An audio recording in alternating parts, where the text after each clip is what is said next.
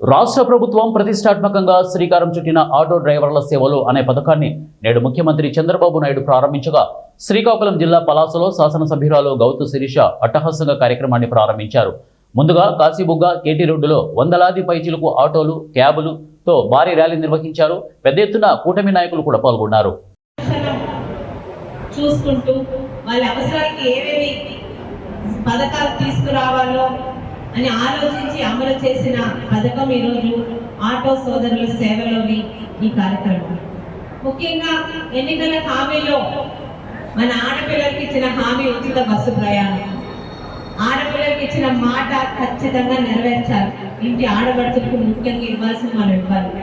ఆ కార్యక్రమంలో ఆటో సోదరుల జీవనాధారంలో వాళ్ళు సంపాదించే దానిలో కాస్త తక్కువ అవుతుంది, మీకు ఆర్థికంగా ఇబ్బంది కలుగుతుందన్న ఒక ఆలోచనతో ఈరోజు సంవత్సరానికి ప్రతి ఆటో సోదరుల అకౌంట్లో ఆటోలు, ట్యాక్సీలు, మ్యాక్సీలు, క్యాబ్లు ప్రతి ఒక్కరి అకౌంట్లోని సంవత్సరానికి 15,000 రూపాయలు వేయాలన్నది చంద్రబాబు నాయుడు గారు తీసుకున్న ఒక ఆలోచన.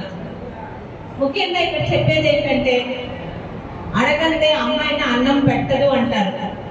కానీ అడగకుండా ఒక తండ్రి ఎలా అయితే తన కుటుంబానికి ఏంటి అవసరమో అడగకుండా పిల్లల అవసరాలు గమనిస్తూ తీరుస్తాడో, ఈరోజు మన ముఖ్యమంత్రి స్థానంలో కూటమి అధినాయకుడిగా ఉన్న చంద్రబాబు నాయుడు గారు మనకి ఉండడం నిజంగా ఆంధ్ర రాష్ట్ర ప్రజలు చేస్తున్న అదృష్టం. ఈరోజు ఒక తెలుగుదేశం శాసనసభ్యురాలుగా చెప్పట్లేదండి, ఒక ఆడపిల్లగా చదువుకున్న అమ్మాయిగా నారా